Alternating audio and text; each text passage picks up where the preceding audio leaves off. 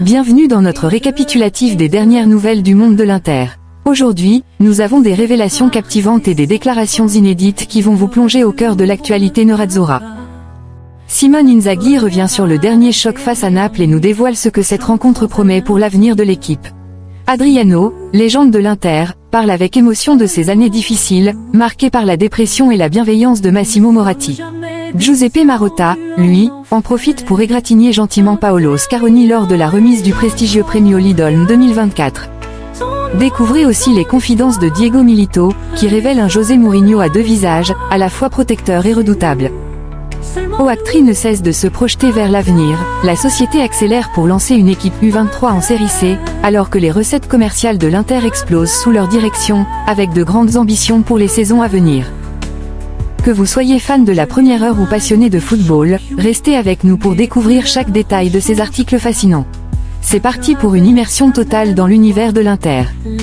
Simone Inzaghi, présent lors de la cérémonie du prix Salvatore La Gamba, au Palazzo Gagliardi, s'est exprimé sur le récent match entre l'Inter et Naples.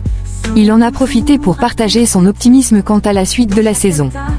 L'Inter a réalisé une très grande performance face à une excellente équipe comme le Napoli, ce qui est de bon augure pour l'avenir. On parle beaucoup de l'avantage pour le Napoli de se concentrer uniquement sur le championnat. Inzaghi a également évoqué la compétition en Serie A et la qualité des équipes qui visent le titre, qu'on entraîne une grande équipe qui voudra rester en tête avec toutes les autres jusqu'aux dernières journées, car c'est un entraîneur de qualité avec de bons joueurs. Toutes les équipes en tête peuvent prétendre au Scudetto, et ce sera un championnat très équilibré. Nous verrons qui l'emportera. Enfin, sur une note plus personnelle, Simone a mentionné son frère Filippo, actuellement à la tête de Pise, avec une ambition claire. Pippo n'est pas une surprise pour moi, il réalise de belles choses depuis de nombreuses années. Il est évident que Pise cherchera à se battre jusqu'au bout pour la montée. Après avoir entendu Simone Inzaghi souligner l'importance du match contre Naples et sa vision optimiste pour l'avenir de l'Inter, il est intéressant de s'arrêter sur un autre aspect du football, celui des luttes personnelles des joueurs en dehors du terrain. Le cas d'Adriano, l'imperator de l'Inter, en est un exemple frappant. Alors que certains sont confrontés à des défis tactiques et compétitifs, d'autres, comme Adriano, ont dû faire face à des batailles bien plus profondes. Son livre récemment publié nous plonge dans une histoire marquée par la dépression et l'alcoolisme, des aspects souvent cachés de la vie d'un joueur. Mardi 12 novembre 2024, est sorti au Brésil le livre biographique d'Adriano Lete Ribeiro intitulé Ma plus grande peur, coécrit avec le journaliste Ulysse Neto. L'ouvrage retrace la vie de l'imperator, éclairant ses problèmes liés à l'alcoolisme et à la dépression. Dans cette biographie, Adriano raconte son enfance difficile dans la communauté de Vila do Cruzeiro, à Rio de Janeiro. L'imperator révèle notamment qu'il a été témoin d'un meurtre alors qu'il était encore enfant. Comment explique-t-il ses choix et ses erreurs? Adriano confie. Dans le livre, chacun pourra comprendre mes choix. J'ai fait beaucoup d'erreurs, je ne l'ai jamais nié. Mais c'est ma vérité. Adriano aborde aussi son rapport à l'alcool, qui devient pour lui une échappatoire. Je rentrais chez moi et trouvais toujours une raison de boire, soit parce que mes amis étaient là, soit pour éviter le silence, ou encore pour ne pas penser aux erreurs que je pourrais commettre ou juste pour pouvoir dormir. Je m'allongeais dans un coin sans même pouvoir rêver. Beaucoup de gens utilisent le football comme échappatoire, mais moi, j'avais besoin de fuir le football. Quelles conséquences l'alcoolisme a-t-il eu sur sa carrière? Adriano se souvient. Mon échappatoire, c'était ma famille, mon père. Un jour, j'ai cherché à le voir, mais il avait disparu. Peu à peu, l'alcool est devenu ma compagne. J'arrivais toujours en retard à l'entraînement. Le club tentait de tout dissimuler. J'étais sanctionné d'amende, mais je m'en fichais. J'avais gagné tellement d'argent, mec. La première amende fait mal, la deuxième t'agace, et à la troisième, tu t'en fiches. Zlatan Ibrahimovic, son ancien coéquipier, se rappelle du talent brut qu'il voyait en Adriano. Quand je suis arrivé à l'Inter, la première chose que j'ai demandé au président, c'était de garder Adriano. C'était un animal, il pouvait tirer de n'importe où, personne ne pouvait le tacler, personne ne pouvait lui prendre le ballon. Un pur animal. Adriano décrit aussi la profondeur de sa dépression, un cercle vicieux dont il ne parvenait pas à s'extraire. Ma dépression avait atteint un niveau tel que je ne parvenais même plus à me souvenir de certaines choses. Rien ne marchait. Pour bien jouer, j'avais besoin de continuité, mais je n'en avais pas.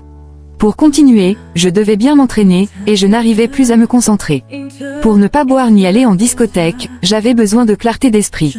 Et sans jouer ni marquer de but, c'était impossible. Dans ce contexte, Massimo Moratti, alors président de l'Inter, lui propose une aide inattendue. Un jour, Moratti m'a dit, « Adri, avant tout, je tiens à te dire que tu n'as pas à avoir honte de ce qui t'arrive.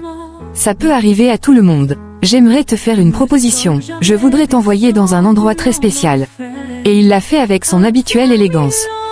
La suite de l'entretien avec Moratti surprend Adriano, qui ne comprend pas la proposition. J'ai regardé ma mère, et ses yeux se sont écarquillés. Moratti m'a pris la main et m'a dit, « Le docteur Combi t'expliquera tout. Ce lieu est en Suisse, c'est un centre de réhabilitation. » Mais à ce moment-là, je n'ai pas compris. Il me disait que je devais passer un moment dans une clinique de réhabilitation en Suisse.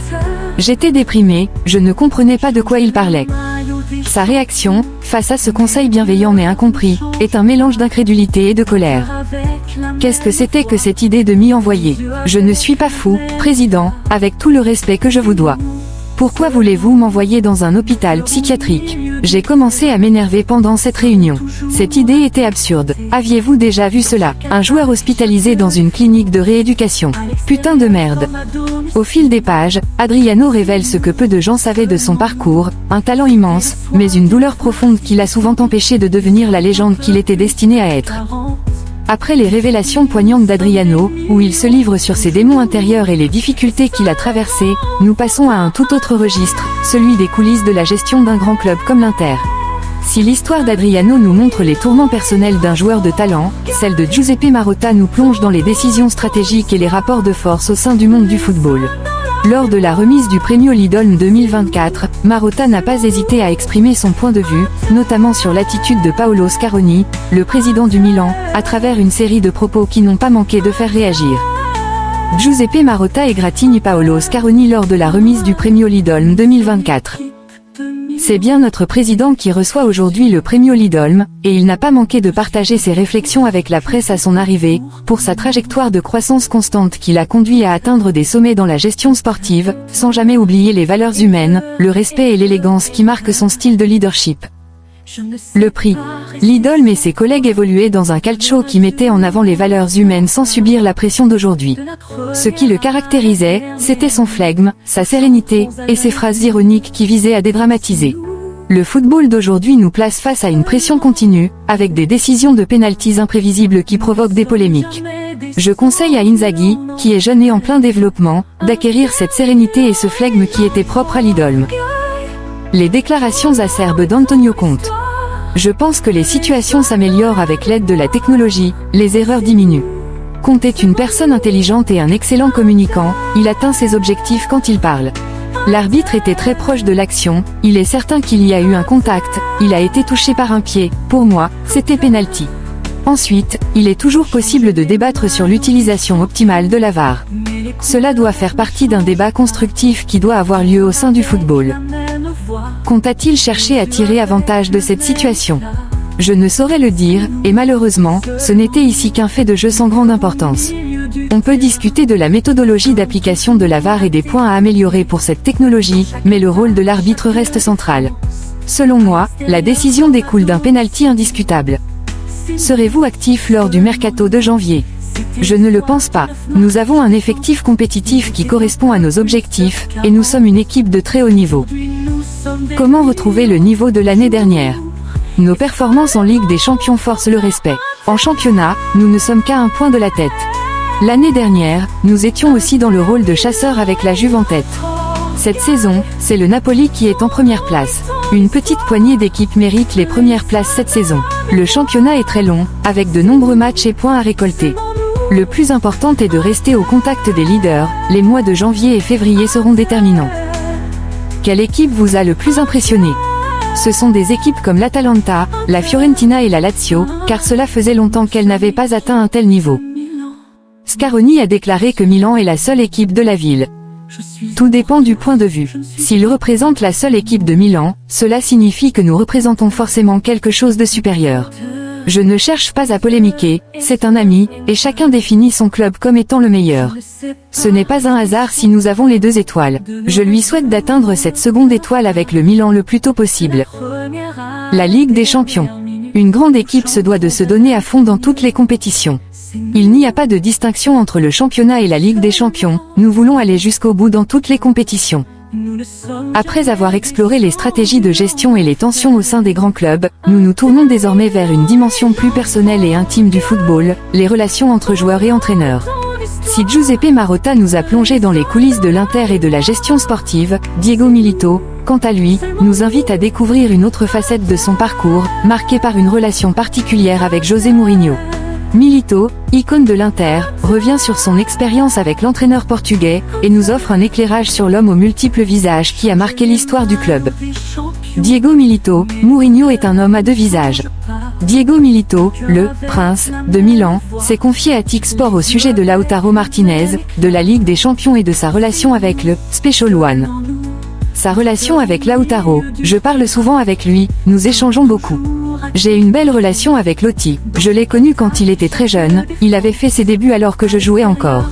Il est d'ailleurs entré pour la première fois avec le Racing à ma place, un moment symbolique capturé dans une photo emblématique qui immortalise cette passation. Le Ballon d'Or, c'est un garçon extraordinaire, et il voudra toujours aller plus loin que moi. Il a vécu une année incroyable, et il aurait pu prétendre légitimement au Ballon d'Or. Son doublé en finale de la Ligue des Champions, ce fut un match de rêve, autant pour moi que pour l'équipe. Nous étions convaincus de pouvoir gagner, avec des joueurs expérimentés et une équipe redoutable. La victoire contre Barcelone en demi-finale nous avait apporté tellement de confiance. C'était une demi-finale dantesque, même si nous avions déjà affronté le Barça en phase de groupe. Les deux matchs des demi-finales étaient spectaculaires, et je me souviens encore très bien de cette rencontre au Camp Nou. José Mourinho, un jour, mon père est venu à Appiano pour assister à l'entraînement. Il ne voulait pas me déranger, mais José est venu vers moi et m'a demandé « Diego, cet homme, c'est ton père ?» Je lui ai répondu que oui. Il est alors allé le saluer et lui a dit « Tu ne peux pas voir l'entraînement d'ici, viens avec moi. » Nous, les joueurs, faisions des tours de terrain, et tu pouvais voir Mourinho assis avec mon père sur le banc. José est un homme à deux visages, sur et hors du vestiaire. En dehors, il apparaît comme le mal, mais il le fait pour protéger l'équipe et lui enlever toute pression. À l'intérieur, c'est une personne agréable. Il a toujours été extraordinaire avec moi. Quand j'ai signé à l'Inter, il m'a appelé pour me souhaiter la bienvenue. Je lui ai dit que j'aurais aimé avoir le numéro 22, sachant que c'était Orlandoni qui le portait à l'époque.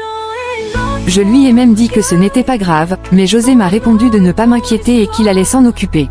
Plus tard, quand je suis arrivé à l'Inter, Orlandoni m'a raconté que, lors d'un entraînement, Mourinho lui avait dit « Paolo, je dois te demander une faveur, et tu dois me dire oui, tu dois libérer le numéro 22. » C'est ainsi que j'ai finalement porté ce numéro. Après avoir exploré l'aspect humain du football à travers les souvenirs et la relation de Diego Milito avec José Mourinho, nous nous tournons maintenant vers un autre aspect clé du football moderne, l'influence croissante des investisseurs et des groupes financiers. Tandis que Milito évoquait la dynamique de groupe et les liens personnels au sein de l'Inter, Oaktree, le fonds d'investissement propriétaire du club, met en place des stratégies ambitieuses pour renforcer sa position.